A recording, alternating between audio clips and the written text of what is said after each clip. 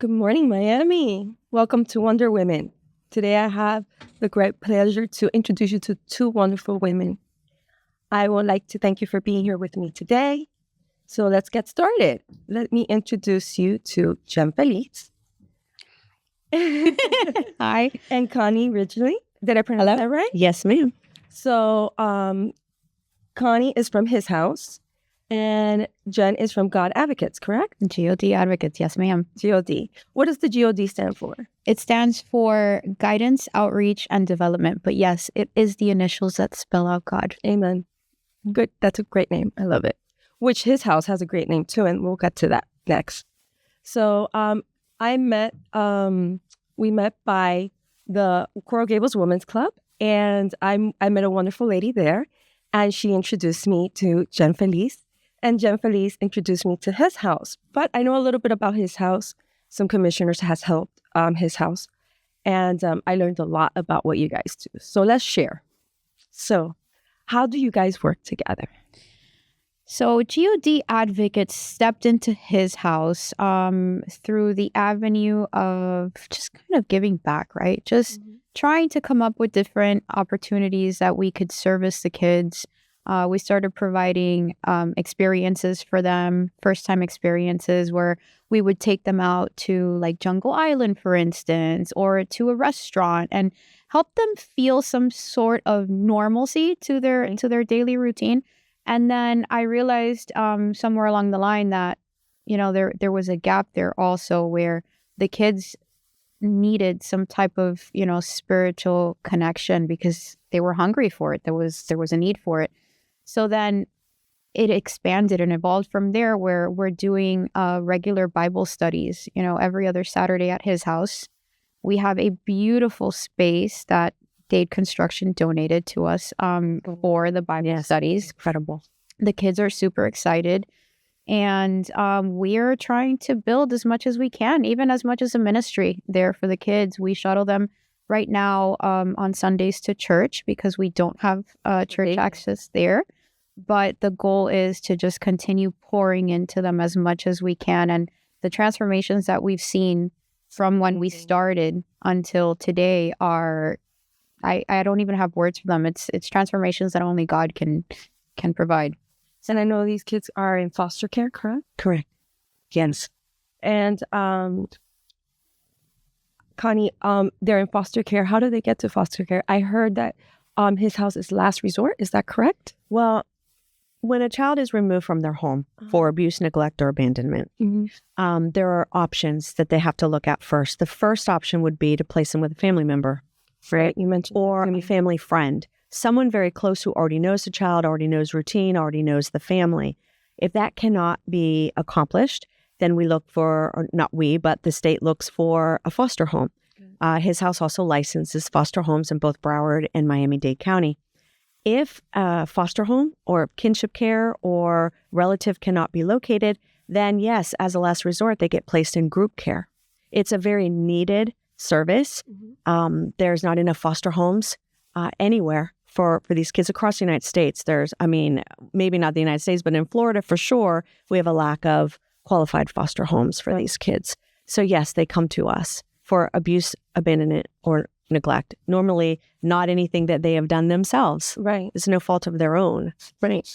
I believe I learned a lot in that event that I went to, which my son invited me to, which I was so proud of him. He was trying to get more information. A lot of them are kids that have been trafficked.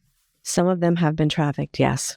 And I also learned that a lot of these children have a lot of issues, which I think you come in, which gives them the ability to go back into society, trust society. So can we talk a little bit about what they're going through and if there's anything besides, counseling or anything like that to help them transition to the world? Yeah, well, even one of the things that we're doing with bringing them to church on Sundays, we're trying to help them build community. Right. We're trying to help them see that there is a world out there that does love them, that would receive them. Trust. And build that trust. And it's funny that you say that because even when I first started with them, I think the first day that they met me, it was almost like if I had to describe it, I would say almost like a scared animal that has been caged and doesn't want to be touched, like a feral cat. And it sounds terrible to say it that way, but they are so broken sometimes that they don't even trust the people that are stepping into the space with them. And it takes that relationship, and it takes that constant effort, and it takes them feeling like you're not just another statistic or another person that's going to walk into the room and walk right out, because they're so used to being abandoned. They're so used to being neglected that they give up on them. Exactly. Consistency. That is what makes this program work so well for them, because in foster care, first of all, there's a lot of placement. Kids, we got a referral a couple weeks ago. I read literally this child, a teenage girl, had been removed from her home in September of 2024 and had already been in 43 placements. What?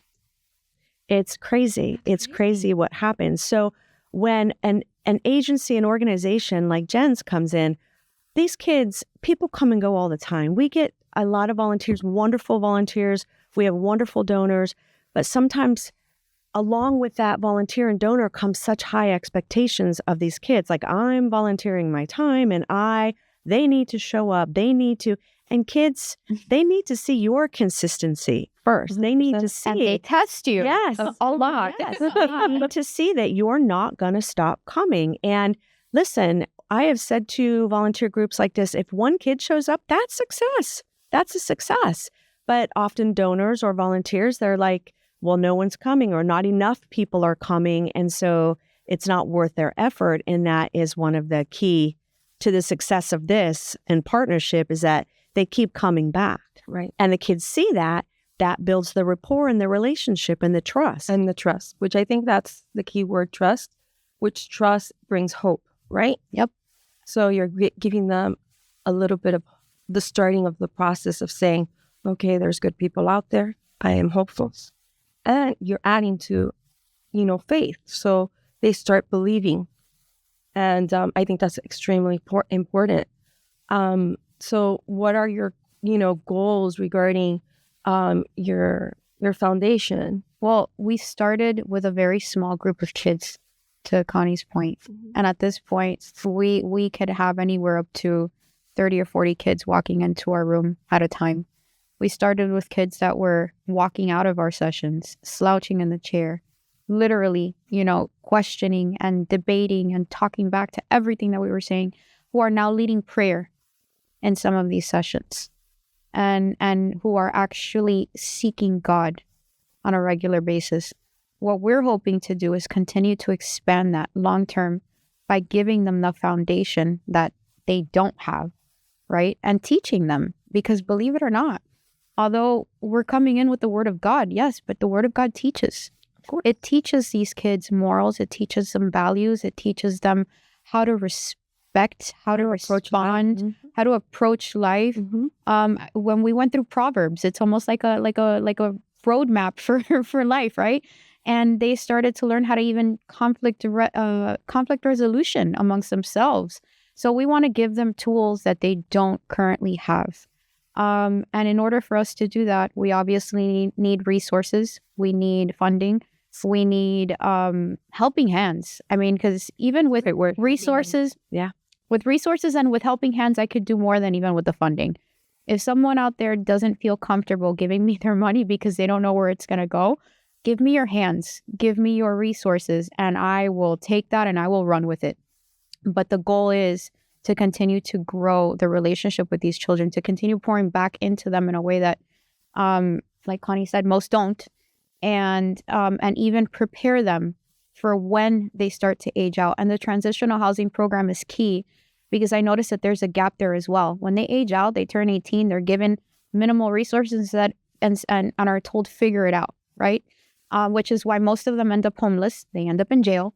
They end up struggling in ways that they wouldn't be struggling if they had someone to guide them into educational programs, which is a big key for us. Which Connie was telling me, which I would love for you to share, the transition.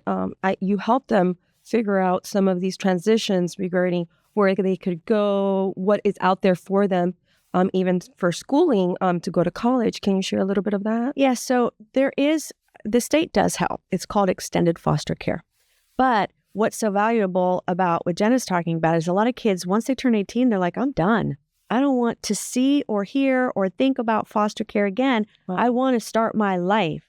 And so the resources for them, yes, are very little, because if they don't choose to get the help that independent living services offers them, then they're kind of stuck. Wow. And there is not a lot for them.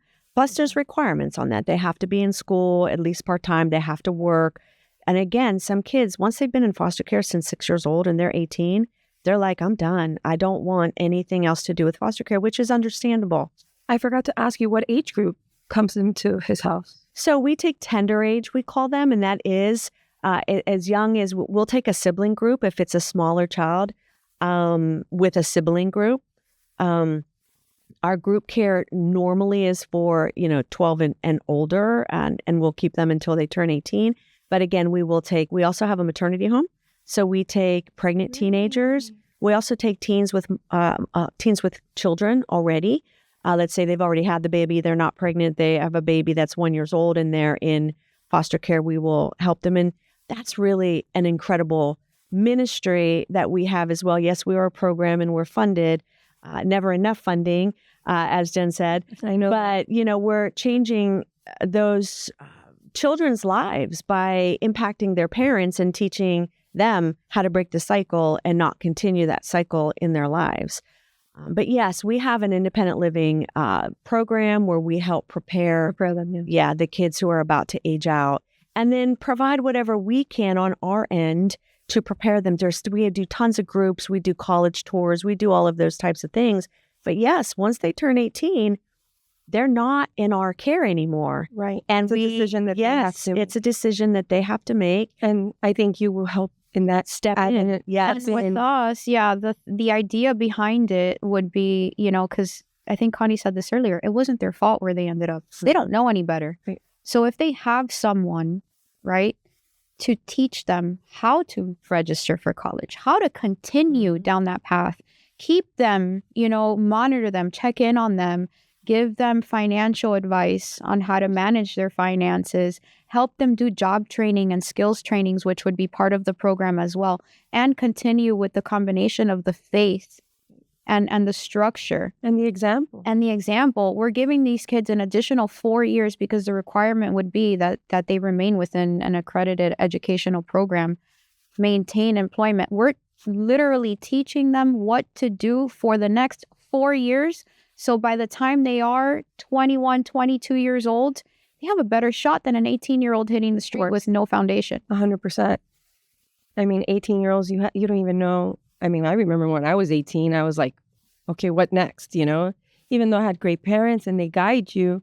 But, it's a big moment in your life that you feel like an adult and you have to make, decisions.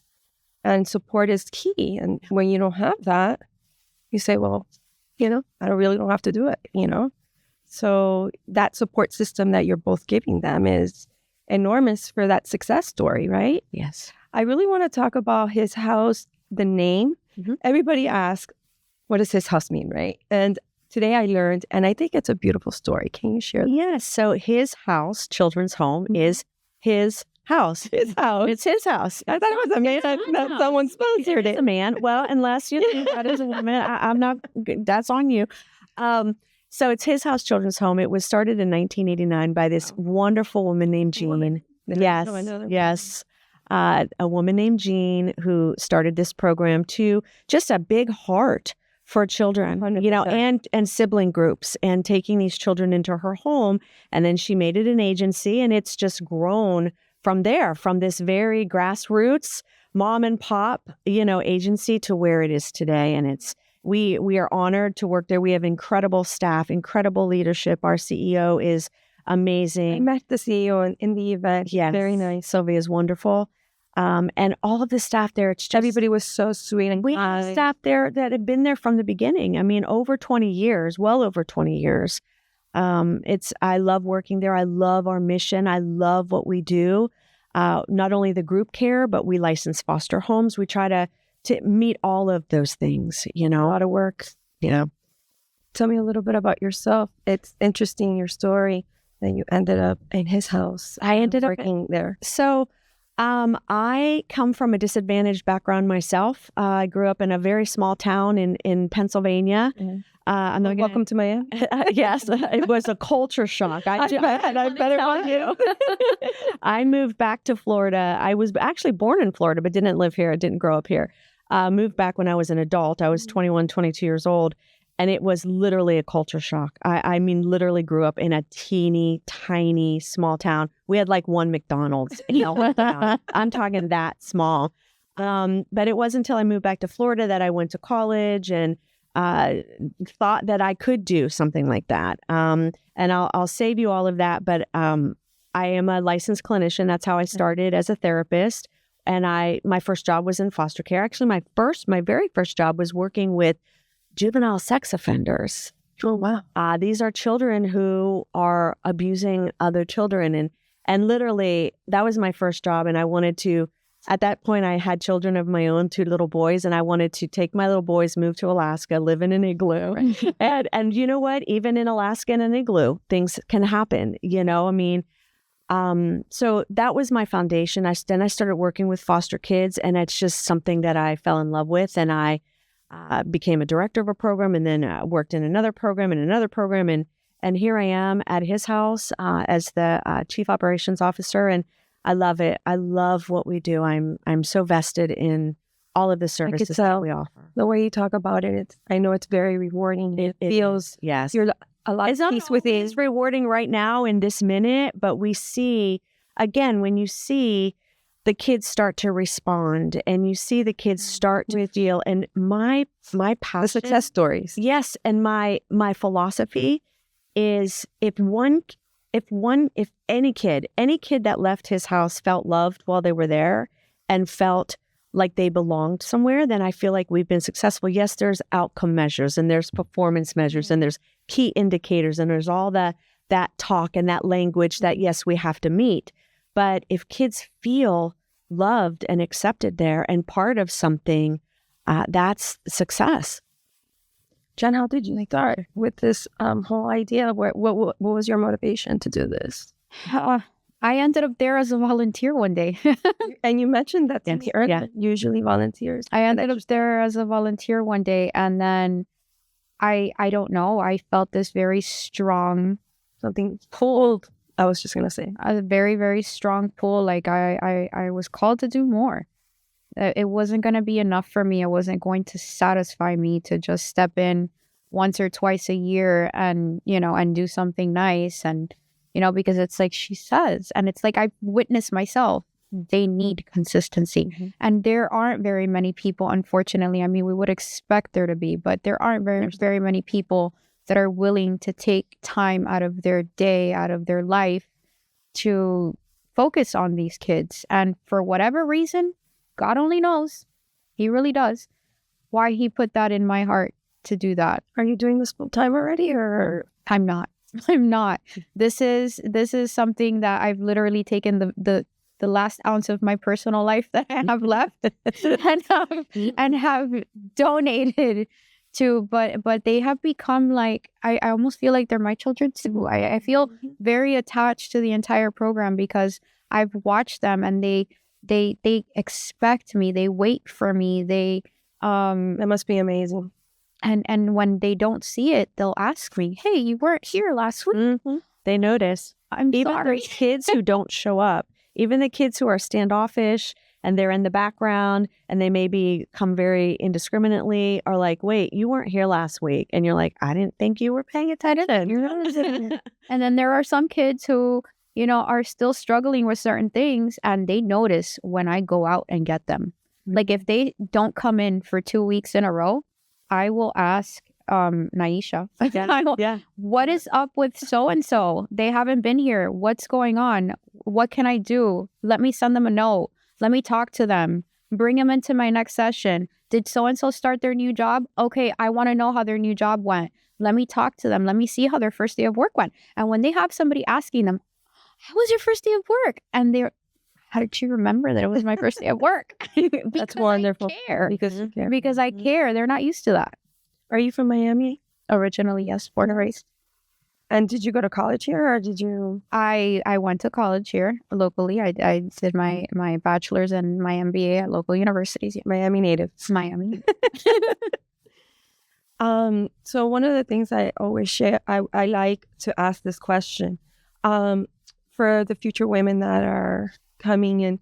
I believe women have this quality about ourselves that even though we may not be moms, we are like givers. And what advice would you give a woman that, or a lady that wants to volunteer, open a foundation?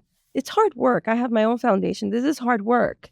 But I always like words of encouragement, so that fear doesn't stop them, because I think fear is just negativity, and it derails you from all the good things in life. So what advice would you give them? If God put it in your heart, follow it. Amen. And do not give up, because like you said, it is hard, but to every problem, there is a solution. If you give up, you're never going to find it. Right. If you keep going and you try, might not work this way, might not work that way, but then it might work that way. Maybe the third, fourth, fifth, sixth time. But if it's something that you're passionate about, and if it's something that resonates deeply with you, go for it. And it doesn't matter what roadblocks you find in your way. Where there's a will, there's a way. Mm-hmm. I love this saying. God does not call the equipped. He equips who he calls. So to piggyback on what you're saying, if you feel called to do something, even if you don't know, listen, I didn't know how I was going to go to college. I came from a very disadvantaged background. I happened to come to Florida on a fluke with a friend who was moving here. I was a waitress, and God made a way. He will make the way for you. So don't give up. Don't lose heart. Seek out people's advice. Seek out wisdom, seek your own wisdom, pray, and then he will make things happen. Yeah, that's another one. Listen, because God gives signs all the time, especially when you're in this journey of a foundation and helping people and helping children. Listening is very important. And he gives you signs what directions always to go. And then all of a sudden something comes up or someone is presented to you and you're like, well, there's my answer. This is a perfect example. We're sitting in this. That's right. Right. Thank you for saying that. I really appreciate that. So what's the future of HisHouse? I know a foundation always needs help. How can the community help HisHouse and God advocate? You want to go first? I'm just going to say we need foster homes. We would love foster homes. We license in both Broward and Miami-Dade. And we have another class starting August 25th. You can simply email foster at hhch.org, His House Children's Home, HHCH, and inquire. And if you're interested, we would love to see you in our next class. And then for us, it would be if anyone is moved to actually helping us, bring this transitional housing program to fruition. We're definitely in need of funding for that. We are in need of funding even to continue our daily activities of the Bible studies, the bringing them to church every Sunday, because right now everything's coming out of my pocket. For instance, when we're feeding them, when we're transportation HisHouse provides. But even the experiences, if somebody has, let's say, hey, you know what? I have a skating rink and I want to donate. This is just an example. And I want to donate a day of skating for 30 foster kids. That is more than welcome. Huge. Contact me. Reach out to me. I will help put it all together. I will get the kids there. I'll bring them in. So whether it's experiences, whether it's resources, whether it's funding, whether it's even I want to volunteer. There are moments where I need volunteers. Whenever I did a field day at HisHouse not long ago, and we were definitely looking for volunteers for that. So right, like anybody that could volunteer. If you're a soccer coach or simple things like that, a baseball coach, just to teach them how to bat for boys and girls, because sports is so important. Art is another one that's very important. Just a little bit of time of sharing, right? Exactly. A little time of love. So tell me, I know there's some success stories. We have, so can you share? Yes. So one I was sharing with you earlier, we have she's a detective and actually works in the HT in human trafficking. I know. And I heard about her. She was in our homes way back in the beginning. I don't know what year. I apologize for not knowing exactly, but she and her baby sister, they were young, like I want to say 6, 7 years old, maybe younger.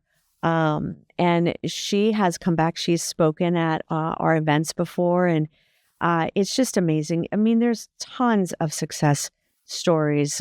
Again, even in so many small ways, kids who leave us and go to college, that's a huge success because it's a very low percentage of kids who graduate out of foster care, and I mean turn 18 out of foster care, who actually do go to college and get, degrees and secondary degrees. And so we celebrate all of every success, even or as big as small or as big. I mean, we celebrate a child who came into our home and has a history of running every day, and now they're not running at all, or they're running only once a month instead of, every day. I mean, we celebrate all of their successes. They're blossoming. Yes. Right?